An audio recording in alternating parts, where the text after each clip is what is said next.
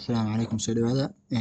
Waxaan sameyneynaa bifidin mise bifid in adoo externalka joogo oo network banaanka joogo oo access u leedahay kaliya hal machine oo outside ah oo leh dual network mise dual adapter oo aadan internal network adapterka kale uu leeyahay aadan iskaan garey karin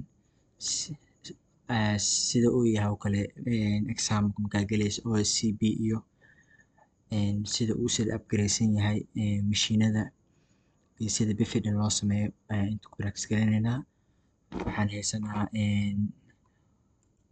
attackerkeeni oo xarbi ah, waxaan haysanaa OpenVPN, waxaan haysanaa MSO2, kan waa domain controller, DC1 iyo MSO1. Haddaan MSO1 tagno networkiisa aan fiirino wuxuu leeyahay kaliya laba adapter. Mid waa internalki midna waa externalki outside-ka ah. Sidaas waa muhiim inaad la socotid hala adapter uu leeyahay.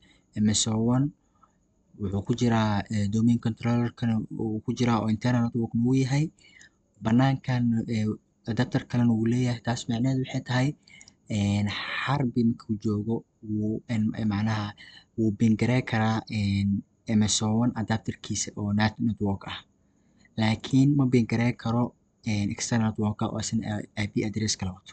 Waa arkeynaa DC1 haddaan fiirino domain controller-ka hal adapter kaliya ayuu leeyahay sida arkeysaan, kale wuu xiran yahay halkan adapter bas uu leeyahay oo ah internal. Haddaan tagno MSO2 asigana hal adapter bas uu leeyahay internal ah. Marka saddexdan horta waxay leeyihiin kaliya hal adapter.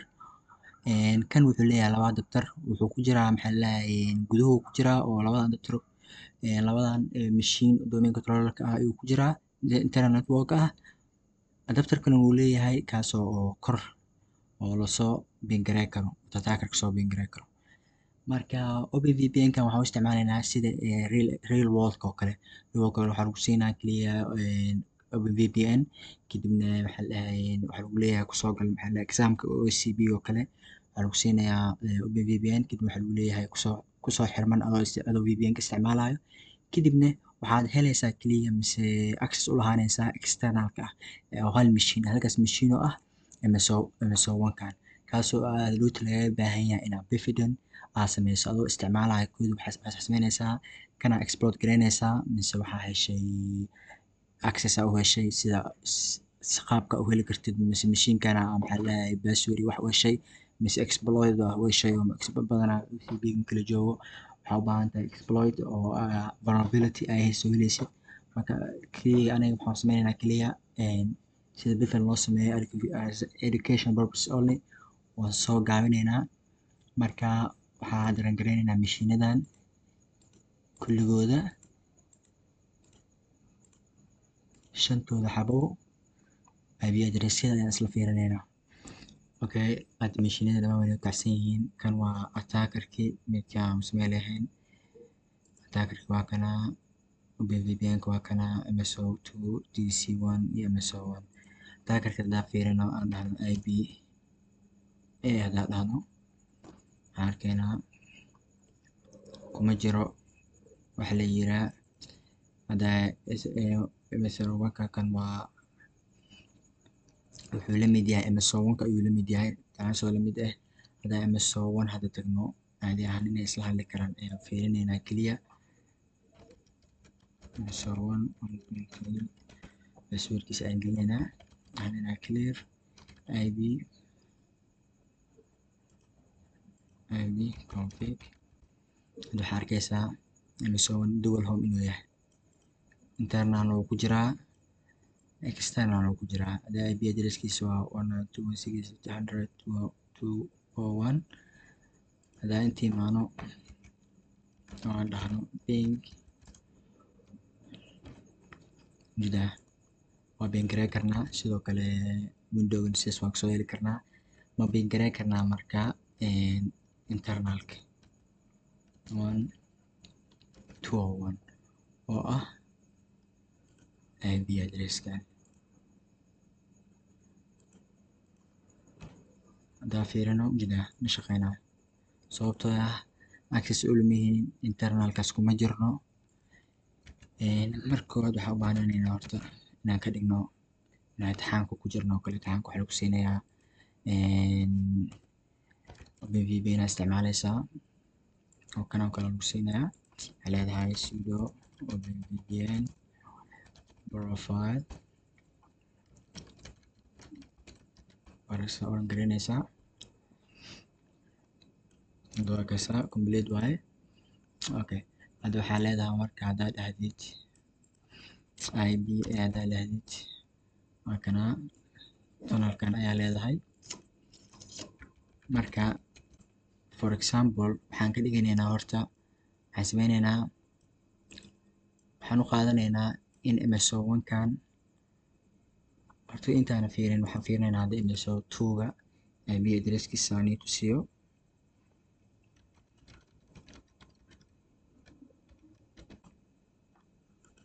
passwordka ayaa qalday haddaan fiirino waxaa leedahay clear the IP no IP sorry config arkaysaa isigana wuu bin garee karaa MSO2 haddaad dhahdid 10 maadaama uu haddaad dhahdid xitaa DC ga oo ah 200 wuu bin garee karaa arkaysaa inay connectionka saas kugu shaqeeyaan ayaa loo baahan yahay inaad la hadli kartid internet networkaaga. marka waxaan kasoo qaadaynaa in MSO1 kan MSO1 aan shell ka helnay ayaan kasoo qaadaynaa oo aan exploit gareynay kadibna kaas ayaa markaan gudaha markaan u galno shell ka helno ayaa bifid ka sameyneynaa.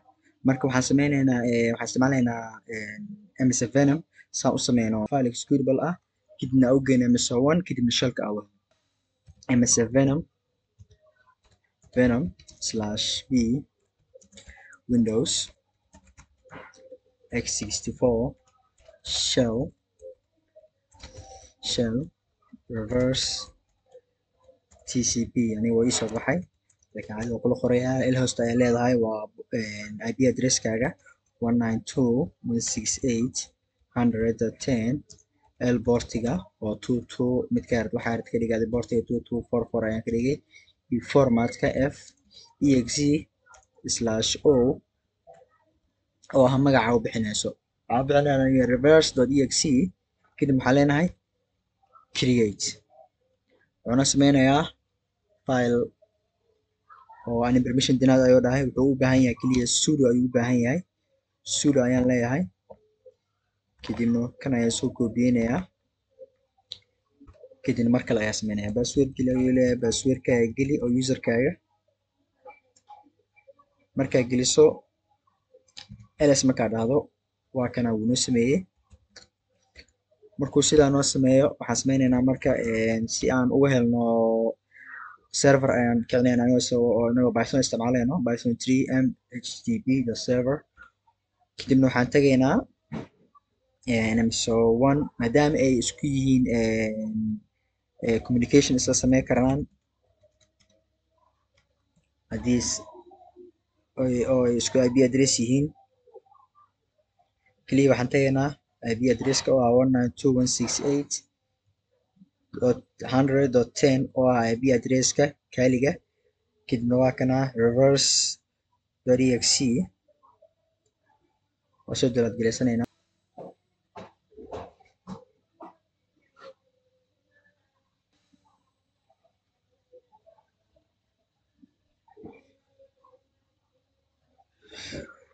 noo soo degay kadib waa kana intaanan anaga execute gareyn fileka aan ku dhufanin maadaama fileka haysano kan waa istaajinaynaa waxaan isticmaaleynaa nc oo netcad ah netcad listener ayaan sameyneynaa waxaan dhageysanaynaa portiga aan markaan sameyneynay fileka aan gelinay oo ah 2244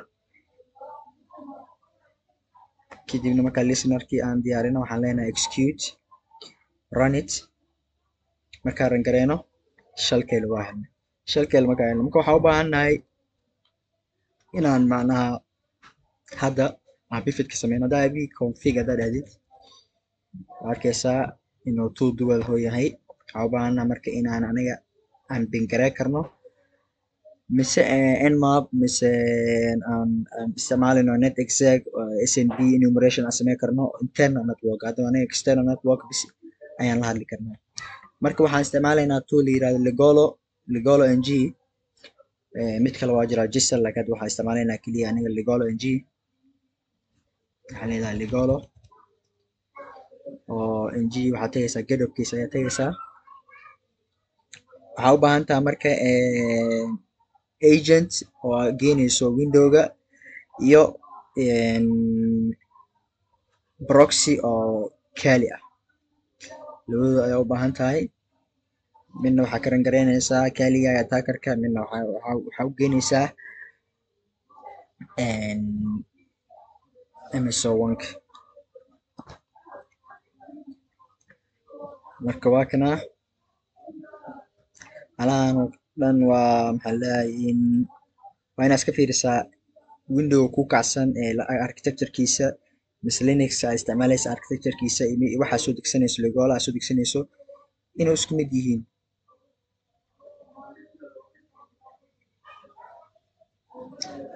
Hadda aniga kuwaan dhammaan nama qoseeyaan, marka hoos ayaan u degaynaa. Waxaan leenahay show all of it, kulligoodana tusin ayaan leenahay.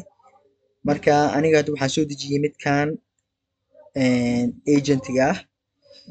Haddaa inaad soo dejiso direct waxaa leedahay right click ayaa leedahay midkan. Markaa right click dhahdid copy link ayaa leedahay. Waxaa imaanaysaa inta waxaa leedahay widget. waxaan tagaynaa horta cd waxaan leenahay meeshaan nagee MSO1 enumeration. hadii markaa soo dejinayso adiga waxaa leedahay bis widget kadibna inta ay gelinaysaa. markaa sidaan dhahdid wuu kusoo degayaa. markuu kusoo dego waxaa leedahay maadaama uu zip yahay unzip kadibna magaca ayaa raacinaysaa wuu ku zip gareynayaa. aniga hadda labadoodaba waa haystaa oo labadoodaba waxay igu jiraan cd. haddaa gadaal usoo laabto filekan inuu igu jiro ayaan umaleynaya. gadaal usoo laabnaya cd tools of trade Bifid Ligolo ls hadaa dhaho waa kana aniga agentiga.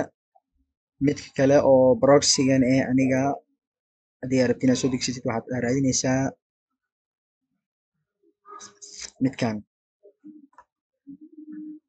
midkan ayaa soo degsanaysaa. iska fiiri inuu architectureka uu yahay 64 AMD 64 sina sidoo kale ayaa leedahay bii keliya waa tagaysaa copy ayaa leedahay kadibna waxaa leedahay widget. markaa sidaas soo degsato maadaama uu asiga tar yahay waxaa leedahay markuu kusoo dego waxaa leedahay tar waxaa leedahay xvzf kadibna magaci oo ah halahan kadibna wuu ku unzip gareynayaa. wuxuu ku siinayaa markaa agentiga exe-ga iyo proxyga saasaa kusoo degsanaysaa. markii haddii aad rabtid waxaa u baahan tahay in agentigan aa u geysid shalkan aa haysatid. marka waxaa leedahay python web server ayaan kicinaynaa pythonka markaa sidaan u kicisid web server http waxaa imaanaysaa shalkaaga waxaa leedahay search util url cache split markaa leedahay f kadibna waxaa leedahay http // ip addresska oo kaliga 110 markaa 110 dhahdo waxaa leedahay magaca aad rabtid agent. aniga waxaan basanaynaa agent.exe buu noo yahay. kadib waa xiraysaa magaca markaa u keentid MSO1 magaca oo lahaanayo agent 2 ayaa u bixinaynaa .exe magaca aad rabtid agent.exe xitaa waa u baxsan kartaa adiga magacaas muhiim maahan. kadibna waxaa leedahay hadaba waa inaad soo degsatay filekaas inta noo yaalay kaliga noo yaalay inaad kusoo degsatay MSO1 hadda complete ayuu ku leeyahay. haddaa dhahdid dir haddaa dhahdid waa arkaysaa midkan agent.exe yani mar hore ayaa kusoo dejiyey laakiin adiga ku siinaya magaca aad agent.exe waa ku baxsan kartaa. markaa sidaas soo sameyso waxaa u baahan tahay oo agentiga aad inta ku haysatid waxyaalaha qaar u baahan tahay waxaa kamid ah horta waan istaajinaynaa kan markaa istaajino si logolo oo noogu shaqeeyo waxaa u baahannahay in userkan commandkan iyo userka aan ku darno waxaan leenahay sudo ib tab waxaan qoray waxaa ka helaysaa documentationka add userkan magaciisa ayaa gelinaynaa xarbi kadib mode tone legolo markaa sidaan dhahday password ay ku weydiinayaa password geli kadibna waxaa leedahay mid kale sudo ib link set legolo up markaa labadan command sidaan dhahdid waxaa leedahay if config mise waxaa ka roon iba inaad dhahdo hadda waa kana interface kale ayaa meeshaan legolo ka arkaysaa waxaa kaloo u baahan tahay intaanan markaa shelka aa heshay oo iba aa dhahday waxaa u baahan tahay markaa shell aa hesho oo cb-ga mise onkii aa shell hesho waa inaad sameysaa enumeration oo aad soo ogaataa subnetka mise ib addresska mise network addresska oo internal network hadda internal network addresskani muxuu yahay 10.10.1 kan ib addresskiis 201 waaye 0 ayaa ka dhiganaa subnet maskani waa ognahay inuu yahay 24 marka routka ayaa waxaa ku dareynaa ib addresskaas maxaan leenahay marka sudo ib route add 10.10.1 0/24 def legolo kadibna wuu noogu daray routekeena hadda marka waxaan sameyneynaa waxaan kicinaynaa ls haddaan dhahno kan ayaan kicinaynaa anigoo isticmaalayno proxygan ayaa kicinaynaa saa bifid ku sameyno waxaan leenahay /proxy self certificationkan aniga maadaama aan certification sax haysanin self certification aniga aan sameysana ayaan gelinaynaa kadibna waa kana legolo markaa gudaha u jirtid listening hadduu dhegeysanaya marka connection ayuu sugaya in agent uu kusoo xirma ayuu sugayaa bortigan ayuu ku sugayaa bortiga 11601 marka waxaan tagaynaa shelkii aan haysanay ayaan tagaynaa waxaan leenahay agent.exe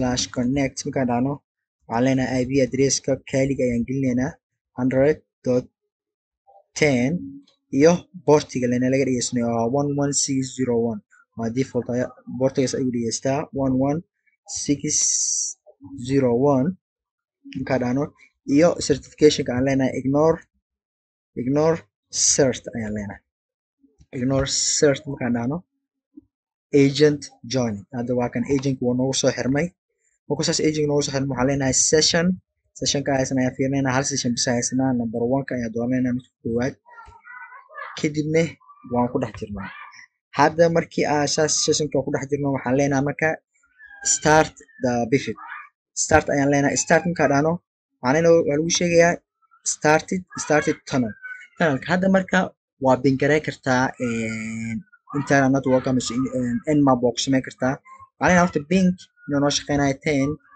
10.10.1 oo ah ib addresska oo mso1 internalka ah awal ma bingarey karin hadda inuu bingarey karin ayaa fiirinaynaa rcc wuu noo shaqeynayaa hadda marka maadaama uu noo shaqeynayo hadda waxaan sameyn karnaa enumeration oo ah nmap iyo inuu noo shaqeynayo ayaan fiirinaynaa marka waxaan dhehaynaa sudo nmap t4/bv /bortiga bort walbo oo kacsan bort walbo kulligooda boort ayaa la iskaan gareynayaa boortiyada furan ayuu noo sheegayaa ib addresskana waa raacinaysaa t4na waa in waqti badan uu qaadan oo speed kasto noo fududeeyo waxaan gelinaynaa xarbi ib addresskiisa kadib hadda enumerationka ayuu sameynayaa hadda waa ujeedaa enumerationka uu dhamaaday boortiga furan 3389 wuu furan yahay boort 445 wuu furan yahay boort 139 oo ah maxaa lahaye smb wuu furan yahay marka waxaan haddana kadib waxaan sameyneynaa ma enumerate garey karnaa boortigaas waxaan leenahay net exact smb iyo ip addresska ayaan gelinaynaa.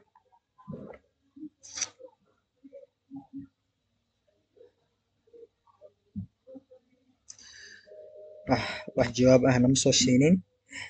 kasoo qaad waxaan haysanaa password ayaa haysanaa. passwordka oo waxaan haysanaa ms01 manoo shaqeynaya ayaan fiirinayna net exact waxaan leenahay smb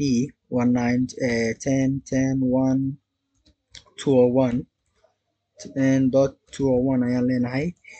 userka waxaa kasoo qaadaya inuu yahay maadaama aan ognahay userka uu saacid yahay ms01ka marka gudaha u galno saacid waxaan gelinaynaa userka saacid. passwordkana waxaan ka dhigaynaa wuxuu noo yahay anaga password 123 plus dollarka. saa ujeedo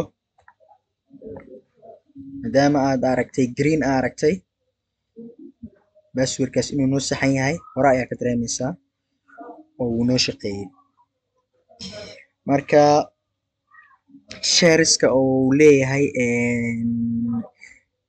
active directory-ga ma ogaa karnaa. clear ayaan leenahay. waxaan leenahay net exact smb 10.10.1.201 kadib waxaan leenahay user bob password kadib waxaan leenahay //shares.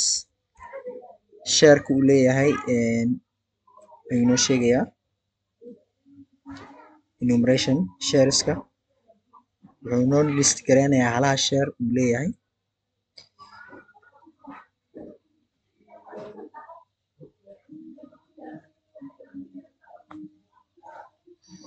okay ajelinaa admin c2 c1 c ibc iyo share.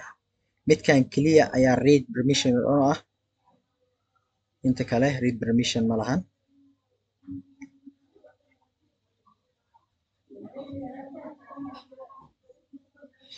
marka ma dhihi karnaa smb client anagoo isticmaaleyno / oo macnaha mararka qaar ma shaqeynayo 10.10.1.201 / ibc soomaheen /u ayaan leenahay userka oo noo ahaa site. passwordki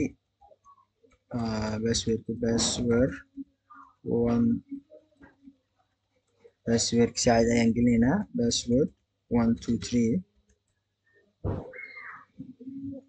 wuxuu noo diiday. marka shareska magaciisa maanaga qaldan aan iska fiirino.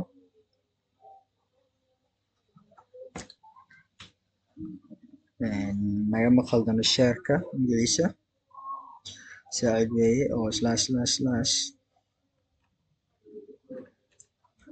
kan laba ayaan ka dhigaynaa.